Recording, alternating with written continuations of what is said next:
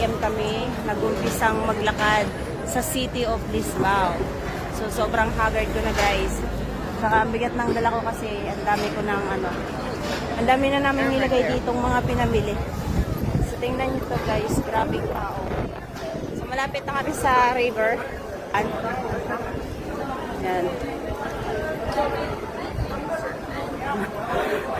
Sobrang init dito, guys. Sobrang init.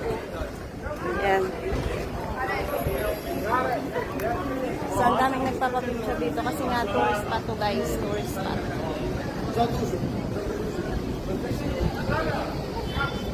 Ayan. Que no pasa el día en Portugal, si disfruta de mi país. So, ang daming nag-ano dito ng mga my love. Ayan. Hi! Sobrang haggard na yarn.